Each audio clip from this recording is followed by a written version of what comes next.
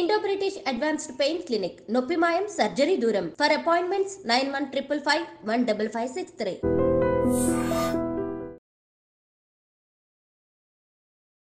అందరికీ నమస్కారం. నేను Swaroopa Potlapalli. Welcome to I Dream. సమాజంలో ఎంతో వివక్షకు చిన్న చూపుకు గురవుతున్న కమ్యూనిటీ ట్రాన్స్జెండర్స్. వాళ్ళు కూడా మనుషులేనని, మనలో ఒకళ్ళు అనే ఆలోచనే ఉండదు చాలామందికి. ట్రాన్స్జెండర్స్ ఎన్నో మోసాలకు గురవుతూ ఉంటారు. వారి మీద దాడులు జరుగుతూ ఉంటాయి, హత్యలకు గురవుతూ ఉంటారు. అలాంటి వారికి నేనున్నానంటూ భరోసానిస్తున్నారు సీనియర్ అడ్వకేట్ డాక్టర్ లక్ష్మీ కట్టా గారు. వారికి ఎన్నో రకాలుగా న్యాయపరంగా సహాయ సహకారాలు అందిస్తున్న లక్ష్మీ కట్టా గారితో ఇప్పుడు మాట్లాడదాం. మేడం నమస్తే. నమస్తే. మీరు ట్రాన్స్జెండర్స్కి ఎంతో అండగా నిలుస్తున్నారు, భరోసానిస్తున్నారు. ముందుగా మీ ఎల్ఆర్ ఫౌండేషన్ గురించి తెలుసుకుందాం. ఎలాంటి కార్యక్రమాలు చేస్తూ ఉంటారు మేడం? ఎల్ఆర్ ఫౌండేషన్ అంటే లైఫ్ అండ్ రిలేషన్షిప్స్. ఎందుకంటే నేను ఎక్కువ ఫ్యామిలీ మ్యాటరు, మానసికంగా దెబ్బతిన్న వాళ్ళకి, అంటే లవ్లో కానీ పెళ్ళిలో కానీ సామాజికంగా దెబ్బతినడం అంటే అది డిఫరెంట్, ఫైనాన్షియల్లో అది. సో ఇలాంటి వాళ్ళకి ఎవరైనా నా దగ్గరికి వస్తే కనుక నేను వాళ్ళకి ఏ రకంగా అయినా ఫినాన్షియల్గా హెల్ప్ చేయడం కానీ, షెల్టర్ ప్రొవైడ్ చేయడము, లీగల్గా కేసెస్ ఫ్రీగా చేయడము, అట్లా విక్టిమ్స్ వాళ్ళని షెల్టర్ హోమ్స్ పెట్టడము, పిల్లలు ఉంటే కనుక వాళ్ళని కొంచెం ప్రాస్టిట్యూషన్లో ఉన్న వాళ్ళు పిల్లల్ని నెగ్లెక్ట్ చేయడము, వదిలేసి వెళ్ళిపోవడం, అలాంటి పిల్లలను కూడా నేను గార్డెన్గా ఉండేసేసి చైల్డ్ వెల్ఫేర్ కమిటీకి అప్ చెప్పడం, లేకపోతే అక్కడి నుంచి పిల్లల్ని స్కూల్స్లో జాయిన్ చేయడం, మదర్ ఉంటే మదర్ ఐడెంటిటీ కార్డ్ పెట్టి, ఆధార్ కార్డ్ పెట్టి, ఇలాగ కొన్ని సేవా కార్యక్రమాలు అంటే నా వంతు నేను చేయటం అవుతుంటుంది. ట్రాన్స్జెండర్స్కి కూడా మీరు లీగల్గా ఎంతో హెల్ప్ చేస్తూ ఉంటారు. అసలు ఎలాంటి సమస్యలతో, బాధలతో వాళ్ళు మీ దగ్గరకు వస్తూ ఉంటారు? Trans women madam, trans womens ఎట్లాంటివి వస్తారంటే, మనకి కనిపించేది ఒక 10-15% అంటే 100% వాళ్ళకి బాధలు ఉన్నాయి. అంటే అన్ని రకాలుగానే బాధలు ఉన్నాయి. అంటే పేరెంట్స్ యాక్సెప్ట్ చేయరు, డబ్బులు కావాలి. బ్రదర్స్ యాక్సెప్ట్ చేయరు, వాళ్ళకి డబ్బులు కావాలి. సో రూమ్స్ అద్దెకి ఇవ్వరు. సో కమ్యూనిటీలో వాళ్ళకి కొంచెం సీనియర్ జూనియర్ ప్రాబ్లమ్స్ ఉంటాయి. సో ఎవరైనా కానీ ఎంత కమ్యూనిటీలో ఉన్న, ఫ్యామిలీలో ఉన్న, పర్సనల్గా అంటే ఒక అబ్బాయిని ఇష్టపడడం, అబ్బాయితో ట్రావెల్ చేయడం, లేకపోతే అబ్బాయికి డబ్బంతా పెట్టడం, వాళ్ళు సడన్గా వదిలిపెట్టి వెళ్ళిపోవడం, వీళ్ళు ఎవరితోటైనా చెప్పుకోవాలంటే వీళ్ళు ఇంతే అని మాట్లాడడము, వాళ్ళని రకరకాల సంబోధనలతోటి పిలవడము, తర్వాత కొన్ని నైట్ టైమ్స్లో వాళ్ళు ఎక్కడైనా ట్రావెల్ చేస్తున్నప్పుడు, లేకపోతే బెగ్గింగ్ అంటే కూడా బాగోదు, కలెక్షన్కి వెళ్ళినప్పుడు వాళ్ళ మీద వాళ్ళని వేరే విధంగా ప్రేరేపించడం అని చేస్తూ ఉంటారు. అలా ఏంటంటే కొంతమంది అంటే 15 years నుంచి నాకు వీళ్ళతోటి అంటే ఇండివిజువల్గా, అంటే ఒక ఫ్రెండ్ నుంచి ఒక ఫ్రెండ్, ఒక గ్రూప్ నుంచి ఇంకొక గ్రూప్, అంటే నేను కమ్యూనిటీతో వర్క్ చేయను. సో ఇండివిజువల్గా ఎవరైనా నా దగ్గరికి వస్తే కనుక వాళ్ళకి నేను ఎవరైనా కనిపిస్తే కూడా ఫోన్ నెంబర్ ఇచ్చి, మీకు ఏదైనా ప్రాబ్లం ఉంటే, మీరు అడ్వకేట్ అని అడిగితే అవును ఏదైనా మీకు ప్రాబ్లమ్స్ ఉంటే నాకు కాల్ చేయండి, నేను ఫ్రీగా చేస్తానని చెప్పి అట్లా కూడా నేను చాలామందికి దగ్గర అవ్వడం జరిగింది. అలా కొన్ని ప్రాబ్లమ్స్కి కౌన్సిలింగ్తో పాటు కొన్ని లీగల్ ప్రాబ్లమ్స్ ఏమైనా ఉంటే డెఫినెట్గా పెళ్ళిళ్ళ విషయంలో కూడా రీసెంట్గా వాళ్ళు అంటే లైఫ్ స్టైల్ చేంజ్ అయింది, ఫిజికల్గా పూర్తి ఫెమినిటీతో ఉంటున్నారు, అంటే హాఫ్ లాగా కాకుండా. చాలామందిని అయితే అసలు గుర్తుపట్టలేము మనం. సో ఇవన్నిటికీ కూడా వాళ్ళు ఎలా చేస్తారు, ఎలా ఉంటారు, వాళ్ళు డే రొటీన్ ఎట్లా ఉంటుంది, నైట్ రొటీన్ ఎట్లా ఉంటుంది, వాళ్ళ మైండ్ ఎట్లా ఉంటుంది, పిల్లల పట్ల వాళ్ళు ఎలా ఉంటారు, నైబర్స్ పట్ల ఎట్లా ఉంటారు, ఫ్రెండ్స్తో ఎలా ఉంటారు అనేది నేను చేస్తాను, కనుక్కుంటాను. ఈ ట్రాన్స్జెండర్స్ అనేవాళ్ళు ప్రేమ కోసం తప్పిస్తూ ఉంటారు కదా. ఎవరైనా కాస్త ప్రేమ చూపించగానే, ప్రేమిస్తున్నాము అనగానే నమ్మేస్తూ ఉంటారు. అలా పెళ్ళిళ్ళు చేసుకొని మోసపోతున్న వాళ్ళ సంఖ్య చాలా ఎక్కువగా ఉంది ట్రాన్స్జెండర్స్లో.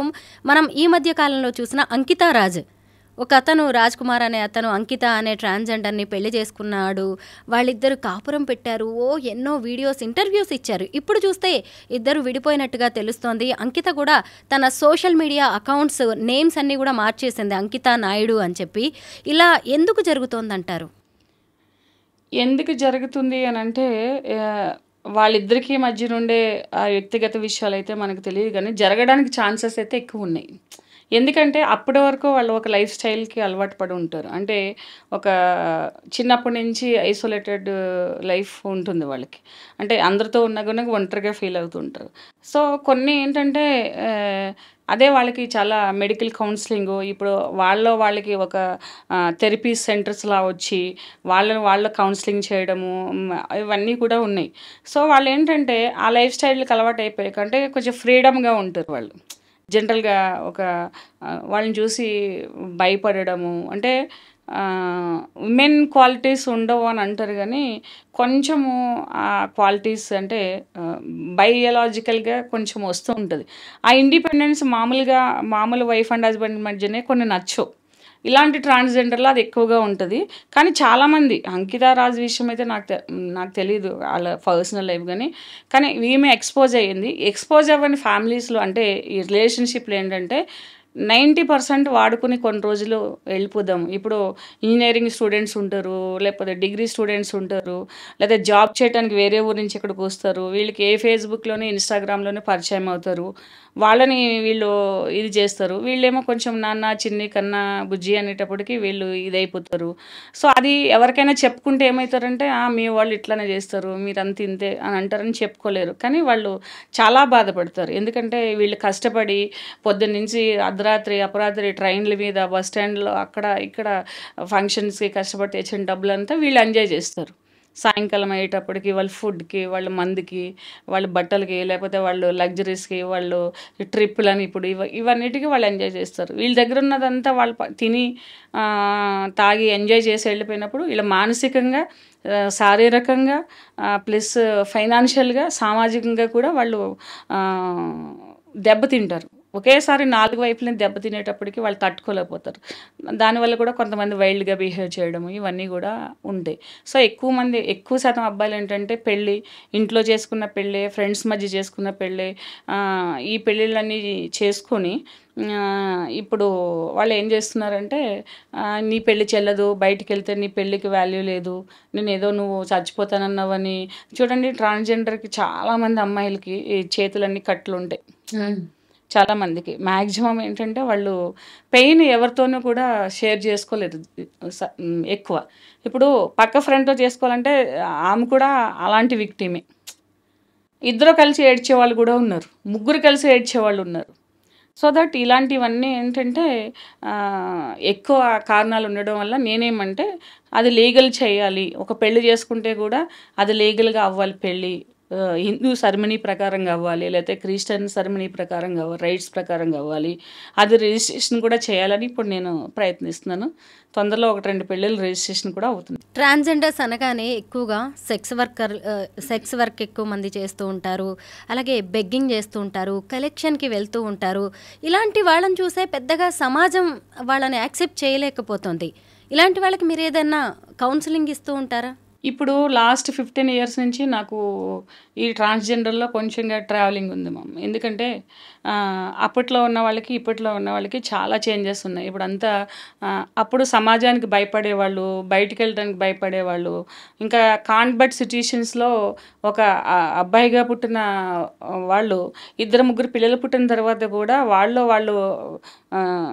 బ్రతికుండలేక వాళ్ళు ఒక మెన్ అయ్యుండి ఫీమేల్ ఫీలింగ్స్ ఉండి వాళ్ళిద్దరూ కలిసి ఒకే బాడీలో ట్రావెల్ చేయలేక వాళ్ళు చాలా చెప్పకుండా ఇంట్లోంచి పారిపోయి వచ్చి వదిలేసి వచ్చేసేసి కూడా ఉండి దూరం నుంచి వెళ్ళి ఒక 10 కిలోమీటర్ల దూరంలో ఉండి వాళ్ళ పిల్లలకు ఫోన్ చేసి వాళ్ళ వైఫ్కి ఫోన్ చేసి డబ్బులు ఇచ్చి వచ్చేవాళ్ళు కూడా నేను చూశాను.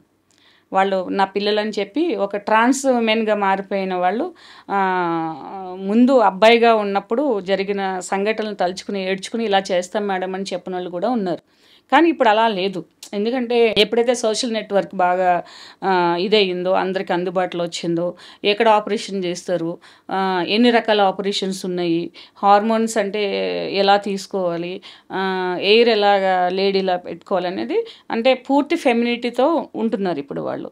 సో వాళ్ళకి ఏంటంటే రెస్పెక్ట్ కూడా వస్తుంది. అంటే చూసి దగ్గరగుండి బాగా అబ్జర్వ్ చేస్తేనే కానీ వీళ్ళు ట్రాన్స్ విమెన్ అని తెలియదు. అప్పుడు ఏం చేశారంటే ట్రాన్స్ విమెన్కి కూడా ఆధార్ కార్డులో, పాన్ కార్డులో తల్లిదండ్రుల పేరు పెట్టేది ఉండేది. ఇప్పుడు ట్రాన్స్ విమెన్ కూడా ఇప్పుడు ఏ పేరు ఉందో అదే ఆధార్ కార్డ్తో వాళ్ళకి అన్ని ఐడెంటిటీ కార్డ్స్ అన్నీ కూడా ఆధార్ కార్డు కూడా వస్తుంది. కాబట్టి ఇప్పుడు అందరూ కూడా మారుతున్నారు, ఇంకా మారాలి. వాళ్ళు కౌన్సిలింగ్ తీసుకుంటున్నారు. ఇప్పుడు కమ్యూనిటీ ప్రకారంగా కాకుండా అప్పుడు ఏంటంటే కమ్యూనిటీ లేకపోతే వాళ్ళకి సపోర్ట్ లేదు కాబట్టి వాళ్ళ కమ్యూనిటీని కాదని ఎక్కడికి వెళ్ళేవారు కాదు. ఇప్పుడు కమ్యూనిటీని వదిలి బయటకు వచ్చి ఇండివిజువల్గా చాలా జాబ్స్ చేయడము, బిజినెస్ చేయడము, తర్వాత ఈ ఫ్యాషన్ ఫీల్డ్లోకి వచ్చి వాళ్ళు అంతా మంచి ఆపరేషన్స్ ల్యాక్స్ ఆఫ్ రూపీస్ పెట్టి ఆపరేషన్ చేయించుకోవడము, పూర్తి ఈ జాస్ దగ్గర నుంచి మొత్తం అంతా కూడా ఒక ఫెమినిటీ ఒక విమెన్లా రావడం, ఢిల్లీ వెళ్ళేసేసి వాళ్ళంతా సర్జరీస్ చేయించుకుని అమ్మాయిల్లో ఉంటున్నారు. కాబట్టి పబ్లిక్ కూడా వాళ్ళని అంటే అలా చూడట్లేదు, లేడీలానే మ్యాక్సిమం ట్రీట్ చేస్తున్నారు. కాబట్టి రాను ఏంటంటే వీళ్ళు ఇంకొక 10 yearsలో అసలు తెలియకుండానే చేంజ్ చేసుకుంటారు అందరూ. ఎవరికైతే ఫీలింగ్స్ ఉన్నాయో వాళ్ళు వెళ్ళి తెలియకుండానే చేసుకుంటారు. పేరెంట్స్ కూడా యాక్సెప్ట్ చేస్తారు, ఇవంటే అన్నీ చూస్తున్నారు. కాబట్టి పెళ్ళంటే 100 ఏళ్ల పంట, ఆడ మగ పెళ్లి చేసుకుంటారు. కానీ ఇలాగా ట్రాన్స్జెండర్స్ని పెళ్లి చేసుకోవడం, వాళ్ళు లైఫ్ లాంగ్ కలిసి నడవడం అనేది కొంత అసాధ్యంలాగే అనిపిస్తూ ఉంటుంది. మీరు కూడా చాలామందికి ట్రాన్స్జెండర్స్కి పెళ్ళిళ్ళు చేస్తున్నారు. అలా విడిపోయిన వాళ్ళు కానీ చాలా కాలంగా కలిసి ఉంటున్న వాళ్ళు ఎవరైనా ఉన్నారా మీ లిస్ట్లో? ఉన్నారు మేడం. ఇప్పుడు వాళ్ళు కూడా డేటింగ్లో ఉండే పెళ్ళిళ్ళు చేసుకుంటున్నారు. సో రీసెంట్గా నాకు చాలా హ్యాపీ అనిపించింది ఏంటంటే చదువుకున్న వాళ్ళు ఇద్దరు వచ్చాయి కాంప్లికేషన్స్, మంచిగా పెళ్లి చేసుకున్నారు. నేను అడిగాను అప్పుడు లీగల్ ప్రాబ్లం వచ్చినప్పుడు, నేనే డీల్ చేసినప్పుడు అడిగాను, నీకేంటి ప్రాబ్లం, ఎందుకు నువ్వు ఆమెతో ఉన్నావు, అసలు ఏంటి. నేను అమ్మాయిని కూడా అడిగా, ఎందుకు ఏమైనా డిఫరెన్సెస్ ఉంటుందంటే వాళ్ళు చెప్పింది ఒకటే, యూట్రస్ ఒక్కటే ఉండదు. ఈ జనరేషన్లో ఇప్పుడు డాక్టర్స్ ఫుల్ ఫెమినిటీ అంటే ఏంటంటే ఏజ్ ఫర్ అంటే బయాలజికల్గా మనం ఎలా పుడతామో అలాగే ఉంటుంది మొత్తం అన్నీ కూడా. లెగ్స్లో థైస్లో ఫ్లష్ తీసి వాళ్ళ ఆర్గాన్స్ అన్నీ కూడా చేసి అంత హై టెక్నాలజీ వచ్చేసింది. సో ఎక్కడ కూడా వాళ్ళకి ఫీలింగ్ ఉండొచ్చేమో కానీ ఎక్కడ కూడా నేను దగ్గర నుంచి వాళ్ళతో ట్రావెల్ చేస్తాను, వాళ్ళు ఎప్పుడైనా దూరం నుంచి వచ్చినప్పుడు మా అనేసి పట్టుకుంటారు, అంటే వాళ్ళ కాళ్ళు నేను మొక్కుతాను. ఎందుకంటే వాళ్ళంత సిన్సియర్గా ఉంటారు నా దగ్గర ఉన్న వాళ్ళే జనరల్గా. అంటే ట్రాన్స్ విమెన్ అంటే సెక్స్ వర్క్ చేస్తారు, తాగుతారు, రాత్రిలోకి ఇలా ఉంటారు, గుట్కాలు నవ్వులుతారు, ఇది కొన్ని ఉంటాయి. కానీ ఎంత డీసెంట్గా చాలా చదువుకున్న అమ్మాయిలాగా నాకైతే ఎప్పుడు అంటే వాళ్ళు అంటేనే కానీ మేము ట్రాన్స్ అయినప్పటికీ కూడా మీరు మమ్మల్ని ఇంత బాగా యాక్సెప్ట్ చేస్తున్నారు, మా ఇంట్లోకి వస్తే నేను వాళ్ళకి భోజనం పెడతాను. పాత రోజుల్లో వాళ్ళు ఇళ్ళల్లో భోజనం చేసేవారు కాదు, వాళ్ళకి కొన్ని మురిగి మాత పూజ అని ఒకటి చేస్తారు వాళ్ళు. సో దాని ప్రకారంగా వాళ్ళకి కొన్ని నియమాలు ఉండేవి. అంటే ఈ మెనిస్ట్రల్ పీరియడ్స్ వచ్చే వాళ్ళు బట్టలు కట్టుకోకూడదు, వాళ్ళు ఎవరైనా పాత బట్టలు ఇస్తే కట్టుకోరు జనరల్గా అప్పట్లో, ఇవన్నీ అట్లా ఉండేవి. సో ఇప్పుడు అలా ఏం లేదు. నేను ఫస్ట్ డే మా ఇంటికి వచ్చినప్పుడు లంచ్ టైం కదా భోజనం చేస్తారంటే చేస్తాం మేడం, ఎందుకంటే అమ్మాయి వీళ్ళకి అవి తెలియదు. అంటే 15-20 years బ్యాక్ ట్రాన్స్ విమెన్ వాళ్ళ పద్ధతులు వాళ్ళ నియమాలు ఎలా ఉన్నాయో కూడా ఇప్పుడు అమ్మాయిలకి తెలియదు. అంటే అంత అడ్వాన్స్డ్గా వీళ్ళు ఉంటున్నారు. ట్రాన్స్ మెన్ చాలా తక్కువగా కనిపిస్తున్నారు. అంటే అమ్మాయిలుగా ఉండి అబ్బాయిలుగా ఎవరైనా మారుతున్నారా? అలాంటి వాళ్ళు ఎవరైనా మీ దగ్గరకు వస్తున్నారా? ఇప్పుడు ప్రజెంట్ ఒక అమ్మాయి ఉన్నది, షీఈ్ వర్కింగ్, అంటే ఒక ఫిజియోథెరపిస్ట్ దగ్గర వర్క్ చేస్తుంది ఆమె. సో నేను ఆమె చూస్తే నేను ట్రాన్స్ ఉమెన్ అనుకున్నాను. వాయిస్ ఒకటే మేల్లా ఉంటుంది, అమ్మాయి చూస్తే కొంచెం మేల్ లుక్ ఎక్కువ ఉంది. నేను ఆమె ఎప్పుడు ఈమె ట్రాన్స్ అంటే ఫీమేల్గా ఆమె సర్జరీస్కి వెళ్తుందేమో అనుకున్నా. సర్ప్రైజ్ ఏంటంటే మొన్న నాతోటి మీతో మాట్లాడాలి కొంచెం పర్సనల్గాను అంటే ఏంటి చెప్పు అని అంటే ఈ అమ్మాయి ఏదో మాట్లాడుతుందంట అంటే చెప్పు అని అంటే యాక్చువల్గా ఆమె పుట్టడం అమ్మాయిగా పుట్టింది, ఆమె మెచ్యూర్ కూడా అయింది ఒకసారి, కానీ కొంచెం అంత ఇది కాలేదు. కానీ ఇప్పుడు she want to be men అనమాట. ఆమె ఎలా చేయించుకోవాలి ఏంటి మేడం దగ్గరికి ట్రాన్స్జెండర్స్ వస్తారు కదా ఆఫీస్కి వస్తే తెలిసింది. అప్పుడు వాళ్ళు ఉంటే ట్రాన్స్ విమెన్ ఉంటే అప్పుడు అడిగితే నేను వాళ్ళ నెంబర్ వాళ్ళకి ఇచ్చి నీకు ఏదన్నా కావాలంటే వాళ్ళు సపోర్ట్ చేస్తారు, ఎక్కడ డాక్టర్స్ ఉంటారో అని చెప్పాను. అలాంటి వాళ్ళు కూడా ఉన్నారు. అంటే అమ్మాయిగా పుట్టి మెచ్యూర్ అయ్యి డేట్స్ వచ్చి తర్వాత వాళ్ళలో హార్మోన్స్ అనేవి మెన్ టెస్టోస్టెరాన్ హార్మోన్స్ రావడం వల్ల వాళ్ళ అమ్మాయిలుగా ఉంటూ కూడా అమ్మాయిల్ని ఇష్టపడి అబ్బాయిగా మారాలనేసి అనుకుంటున్నారు. వాళ్ళు కూడా ఇప్పుడు సొసైటీలో ఎక్కువ అవుతున్నారు. మరి రీజన్ ఏంటనేది మనకు తెలియదు. అంటే పాత రోజుల్లో బయటపడలేదా, లేకపోతే ఇప్పుడు వస్తున్నారా, లేదా ఇప్పుడు ఎక్కువ పెరుగుతున్నారని తెలియదు. రీసెంట్గా అది కూడా ఒకటి నా దగ్గరికి వచ్చింది. నేను కూడా ఫస్ట్ అనుకున్నా, నాకు అది తెలియదు. సో కూర్చోబెట్టి మాట్లాడితే తను చెప్పింది ఏంటంటే, నేను అమ్మాయిగానే పుట్టాను, అంతా అమ్మాయిలానే ఉన్నాను ఇప్పటికీ కూడా, నేను మెచ్యూర్ కూడా అయ్యాను, కానీ నేను ఇప్పుడు ఏమంటూ చేంజ్ మై జెండర్. లక్ష్మి గారు, మీరు ఒక సీనియర్ లాయర్, ఎన్నో కేసెస్ డీల్ చేస్తూ ఉంటారు. హ్యూమన్ రిలేషన్స్ ఈ రోజుల్లో మరీ దారుణంగా తయారవుతున్నాయి. మిమ్మల్ని బాగా బాధ పెట్టిన ఏదైనా కేసు ఉందా, ఎప్పటికీ గుర్తుండిపోయి ఏంటి ఇలా తయారవుతున్నారు అందరూ అని మీకు అనిపించే కేసు ఏదైనా ఉందా? మ్యామ్, దాదాపు నేను 18 years నుంచి మొత్తం ఇదే ఫ్యామిలీ మ్యాటర్స్ మాత్రమే ఎక్కువ చేస్తాను. నేను దగ్గరికి ఎంతోమంది లేడీస్ లేకపోతే మగవాళ్ళు కేసుల గురించి వచ్చిన వాళ్ళు ఉన్నారు. జనరల్గా ఏంటంటే, యూఆర్ బికమ్ ఏ మదర్, మన పిల్లల మీద చాలా ప్రేమ ఉంటుంది. సో ఏది చేస్తున్నా కూడా పిల్లల మీద ఉంటుంది. ఇప్పుడు నవ్వే డేస్ ఏంటంటే, అమ్మాయిలు పిల్లలను కూడా వదిలేసి వెళ్ళిపోతున్నారు. సో రీసెంట్గా చాలా బాధపడిన ఇదేంటంటే, ఒక చిన్న బేబీ, 4 years బేబీ, మాటలు కూడా సరిగా రావు. ఆ మదర్కి ఏంటంటే, నేను ఫ్యాషన్గా ఉండాలి, నేను లైఫ్ ఎంజాయ్ చేయాలి, నేను నా లైఫ్ ఏదో అయిపోయింది, ఎవరికో ఇచ్చి పెళ్లి చేస్తారు, ఇది నా లైఫ్ కాదు, నా లైఫ్ అనేది బయట ప్రపంచంలో ఉంది, వేరే అబ్బాయిలతో ఉంది, వేరే ఎక్కడో ఉంది అనుకొని అది ఉండి ఒక బస్ స్టాండ్లో ఆ పాపని వదిలేయాలనేసి ఏ అబ్బాయితో అయితే రిలేషన్లో ఉందో ఆ అబ్బాయితో మాట్లాడుకుంటే వాళ్ళ ఆటో డ్రైవర్లు విని యూనియన్ లీడర్కి ఫోన్ చేసి, యూనియన్ లీడర్ ఏమో 100కి ఫోన్ చేసి, 100 నుంచి ఏమో ఎస్ఐ దగ్గర వచ్చి ఎస్ఐ వాళ్ళని పట్టుకెళ్ళి, నీ కేసు ఎవరు చూస్తున్నారంటే లక్ష్మి మేడం అంటే, అర్ధరాత్రి ఆయన నాకు ఫోన్ చేసి, నేను లిఫ్ట్ చేయలేదు, సైలెంట్లో ఉంది. మళ్ళీ ఎర్లీ మార్నింగ్ ఏంటి నెంబర్ రాత్రి వచ్చింది ఇప్పుడు వచ్చిందని చేస్తే, నేను ఇలా పలాని ఎస్ఐని మాట్లాడుతున్నాను, పలాని లేడీ మీ క్లయింట్ అంట కదా, మీ దగ్గర డైవర్స్ నడుస్తుందంట కదా అనంటే, వాళ్ళ పాపను వదిలేయాలనేసి బస్ స్టాండ్లో ఇది చేస్తున్నారు అనేసి ఆ పాపని ఆయన ఒక 150 kilometers నుంచి ఇక్కడికి నా దగ్గరకు పంపించి, పాపని మీకు హ్యాండ్ ఓవర్ చేస్తేనే వాళ్ళ బండి నేను ఇస్తాను అని చెప్తే, పాపని ఆటోలో తీసుకొస్తే ఆ పాప ఆకలి అనేసి ఏడుస్తుంది మేడం. తర్వాత తెలిసింది, ఆ పాపకి స్నానం చేసినప్పుడు గిల్లుతుందంట, ఆ పాపని ప్రైవేట్ పార్ట్స్ పట్టుకుని గిల్లుతుందంట. ఆ రోజుకి నా దగ్గర వచ్చిన రోజుకి 1 month అయిందంట హెడ్ బాత్ చేపించి. అయ్యో పాపం అన్నం పెడితే కూడా ఆ అమ్మాయి వాళ్ళ అమ్మ దగ్గరికి వెళ్ళి కూర్చుని తింటుంది, బిస్కెట్స్ ఇస్తే వాళ్ళ అమ్మ దగ్గర, కానీ వాళ్ళ అమ్మ వదిలేయాలని అనుకుంటుంది. అది ఎంత బాధ అంటే నాకు నిజంగా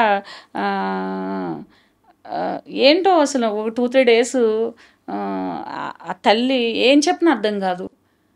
ఇంకా మా ఇంట్లో మేడ్స్ కూడా తిట్టేస్తారు, అవతలకు పో నువ్వు అది ఇది అని చెప్పేసేసి. అంటే ఏదో అమ్మ జ్యోతి ఫౌండేషన్ ఉంది, ఆ ఫౌండేషన్కి ఇచ్చేస్తానంటది, అదంటది ఇదంటది. తర్వాత పెద్ద కథ అయింది. కానీ ఇలాంటిది అది చాలా బాధ. ఎందుకంటే పిల్లలు లేరని డైవర్స్ తీసుకునేవాళ్ళు, పిల్లల కోసం నేను ఒక 15 lakhs ఖర్చు పెట్టాను అనేవాళ్ళు. ఎందుకంటే నా ఫ్యామిలీ డాక్టర్ రిలేటెడ్ కజిన్స్, నా బ్రదరు, నా సిస్టర్-ఇన్-లా అందరూ మ్యాక్సిమం డాక్టర్స్ ఎక్కువ ఉన్నారు. సో వాళ్ళు ఐవీఎఫ్ చేయించుకునే వాళ్ళు ఎలా ఉంటారు, సరోగసీ చేయించుకునే వాళ్ళు ఎలా ఉంటారు, ఈ హైదరాబాద్లో ఈ ఐవీఎఫ్ చేసే డాక్టర్స్, సరోగసీ చేసేవాళ్ళు ఎట్లా ఉంటారు, కొంచెం నాకు నాలెడ్జ్ ఉంది. సో అంతలా పిల్లల్ని కంటుంటే, ఇంత చిన్న బేబీ అసలు బంగారంలా మెరుస్తుంది, దానికి తెలియక అమ్మ దగ్గరికి వెళ్తుంది, వదిలేయడం ఛాన్స్ లేకపోతే చంపేయడానికైనా ఉంటారు కదా అని చాలా బాధ అనిపించింది మేడం. ఆ విషయంలో మా ఇంట్లో వాళ్ళు అంటే నాతో ఉండే మేడ్స్, జూనియర్స్ కూడా ఏడ్చారు. ఇలాంటి సంఘటనలు ఎక్కువ జరుగుతున్నాయి ఇప్పుడు. ఇది నాకు తెలిసిన సంఘటన. ఇంకొక ఆమె కూడా ఎంటెక్ చదివింది, నాకు పిల్లలు వద్దు మేడం ఇచ్చేసుకోమని అంటుంది. ఇంకొక లేడీ ఉన్నది, వాళ్ళ రిలేటివ్తో కలిసి ఎక్కడో జూబ్లీ హిల్స్లో, బంజారా హిల్స్లో కలిసి ఉంటుంది, లేడీతోనే కలిసి ఉంటుంది.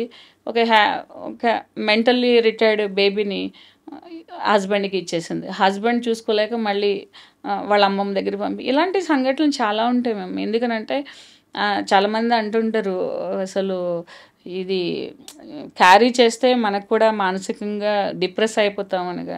కానీ స్ట్రాంగ్ అంటే as a women, as a mother అది కదులుతుంది మైండ్, మనసు ఇట్లా.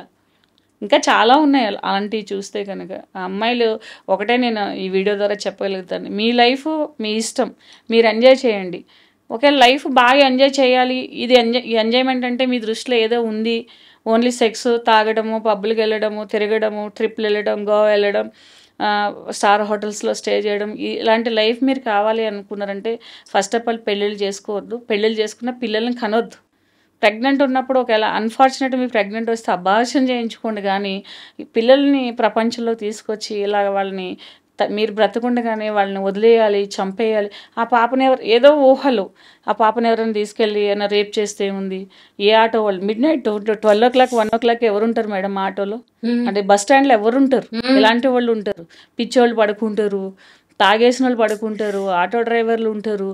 ఎవరు తీసుకుపోయి ఏం చేస్తారు? ఆ ఊహ అసలు భయం అనమాట. ఆ అమ్మాయి అన్నం తింటుంటే అదే చూసి నాకు భయం వేసి ఒకలాగా, అది ఎలాగా మనం ఎక్స్ప్రెస్ చేయలేం. కానీ దీని అదృష్టం బాగుండి వచ్చి ఇక్కడ అన్నం తింటుంది, ఇక్కడికి వచ్చింది, ఇక్కడ చేరింది.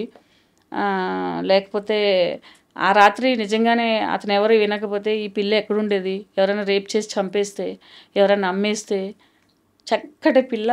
ఇలాంటివి చాలా. ఇప్పుడు ఏమైంది లక్ష్మి గారు ఆ కేసు? తల్లితోనే ఉందా పాప? చెప్పాను నేను. ఫాదర్కి ఇచ్చేసారా? ఫాదర్ పన్న ఎవరు లేరు, ఒక బ్రదర్ తప్పిస్తే తల్లి, తండ్రి, అక్క, చెల్లెళ్ళు ఎవరు లేరు. ఇలాంటి ప్యాథటిక్ చాలా ఉన్నాయి మేడం. అసలు ఈ ఫ్యామిలీ మ్యాటర్ చేయడానికి, తర్వాత వీళ్ళందరికీ కొంచెం ఈ ఆర్గనైజేషన్ పెట్టి హెల్ప్ చేయడానికి కారణాలు ఏంటంటే, ఎవరినైనా ఒక్కరిని అలాంటి బేబీని సేవ్ చేసినా కూడా లైఫ్లో చాలా సాటిస్ఫాక్షన్ ఉంటుంది. నిజంగా మీరు చాలా గొప్ప పనులు చేస్తున్నారు లక్ష్మి గారు. ఎంతోమంది మహిళలకి, ట్రాన్స్జెండర్స్కి అండగా నిలబడుతున్నారు. మీరు మరింత మందికి భరోసాను ఇవ్వాలని కోరుకుంటున్నాం. Thank you so much. Thank you.